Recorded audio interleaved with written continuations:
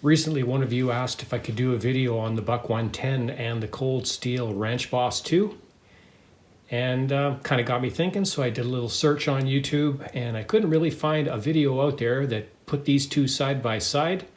Not to say that there isn't one out there, but regardless, there will be one at the end of this video. Have a super fantastic day. Let's get on with this video.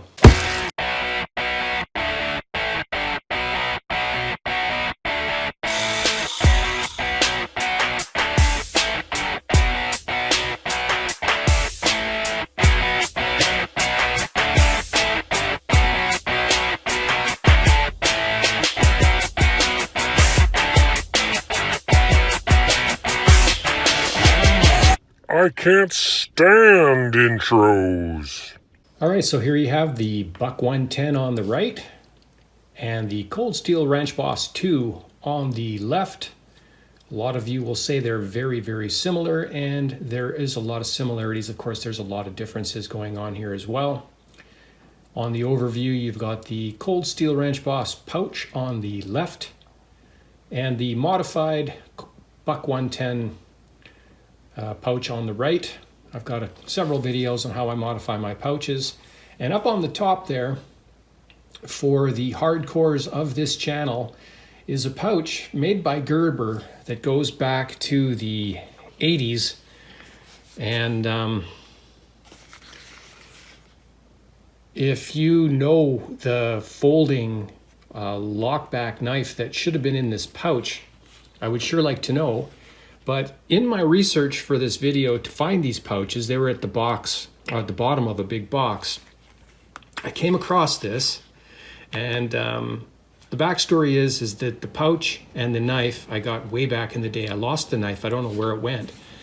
But this one came along, and it's kind of fitting that I found it while I was making this video because, well, it almost seems like it's a copy, almost a duplicate of the Cold Steel Ranch Boss.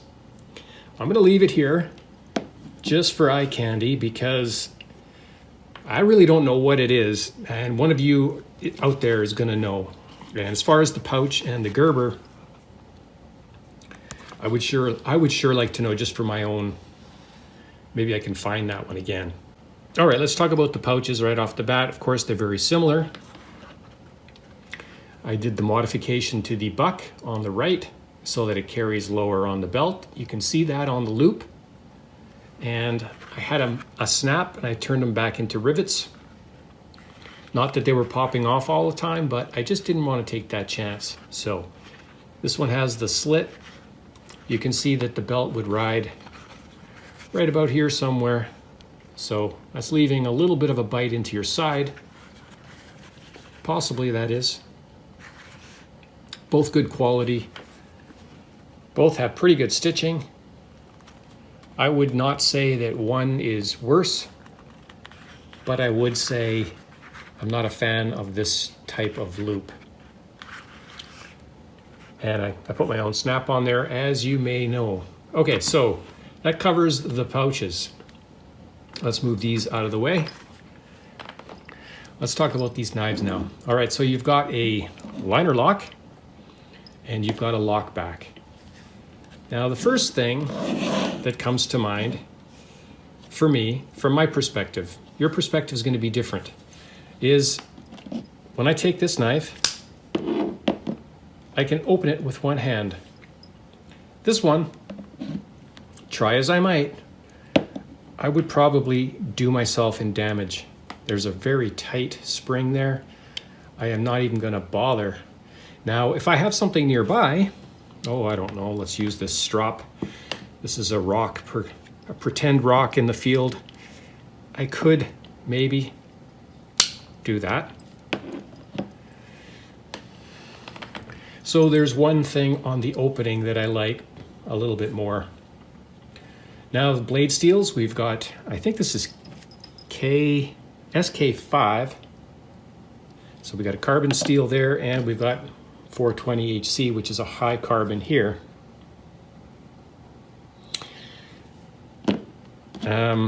Potato, I don't think one's better than the other. I think they're both good steels. I have no problem with that. Flat grind. So we got a full flat grind going on here. And we've got a hollow grind here. My thoughts on the hollow grind, in my channel, you see me going into the woods a lot. I don't like taking hollow grinds, but this particular knife doesn't fall into that category anyways, so it's not an issue. This one here with the full flat, I don't know, I don't have any problems with it either. I think it's a very nice shape, and that's pretty much all I have to say on that, really. Handles. When I put this handle in my hand, it feels very, very comfortable. It feels weighty, as you know. If you're watching this video, you've probably watched a million Buck 110 videos. It's a little bit handle heavy, right? So, you know, the balance point is way back here, but still, it feels like you could get a lot of work done. A lot of work done. And it's very comfortable. I don't feel a bite. Here, in the handle, same thing. It's very good. It feels like you're going to get a lot done. You know, it's just different, and the balance is different too. In the left hand, same thing. So yeah, you got the big old clip point on both, which is cool.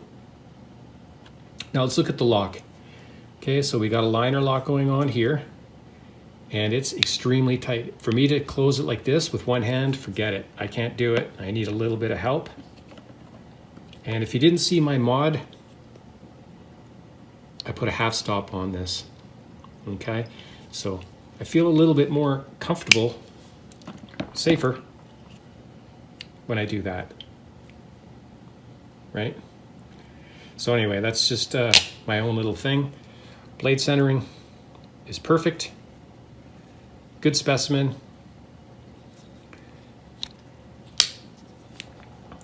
I will say that you don't want to be doing this too much,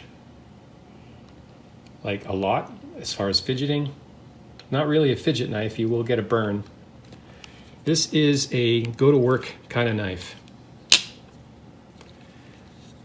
And so is the Buck 110. Buck 110, one hand closing. No half stop. I haven't put one on the Buck 110 yet. I might do that. It might be another video coming up. Probably should be one on here, because on the one-handed closing, you know, if you're careful, yeah, you know, but if you slip, man, not good, right? So blade centering on this particular one is pretty good too. As far as the one hand, I would say the Buck. As far as the pricing, I have no idea what the pricing is on these two. You guys could probably do a Google search and make your own decision. Overall weight, the Ranch Boss is a lot lighter. Well, a lot lighter. That's subjective, but it is lighter. Yeah, when I pick it up from about here, it feels like, you see that? Kind of does the same thing. So I would say that the balance point is somewhere about here. There you go. I got lucky on that one. What else can we talk about? In the closed position.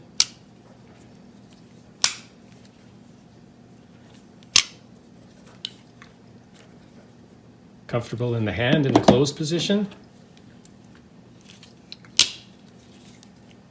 Comfortable in the hand in the closed position. Got a lanyard hole and no lanyard hole. Previous videos, I've modified this with the pocket clip and the half stop. Of course, I just talked about that. I think I've done that to this one in the past too. So really it comes down to what you like. I like the idea of one hand opening this. I like the styling of this knife, but the the fact that I can't, now I could try, but if I cut myself, yeah, there's a lot of spring going on there, so I don't want to take that chance. I recommend the half stop mod on this knife, and I'm probably going to do it to the Buck 110. But is there anything else left to talk about? Okay, let's bring in the pouches here. Let's see how they fit in the pouch. First, let's take the Ranch Boss 2. Good snap. It's very similar to that Schrade and that Gerber pouch. Oh, pretty tight fit. You can see that I don't really use this pouch very often. It's not really broken in yet. And I don't know, I'm just not a big fan of this slit kind of a loop.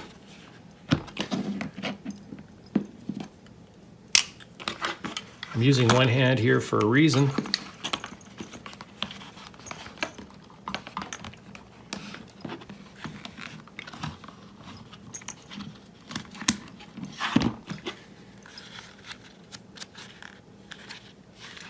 I would almost like to see this knife in this pouch. Does it fit?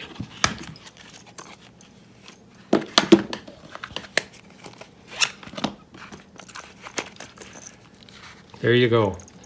So now if anybody ever asks you if the Cold Steel Ranch Boss 2 fits in the Buck 110 pouch, you can say, I saw a video on YouTube and no, it doesn't fit. It's kind of a shame.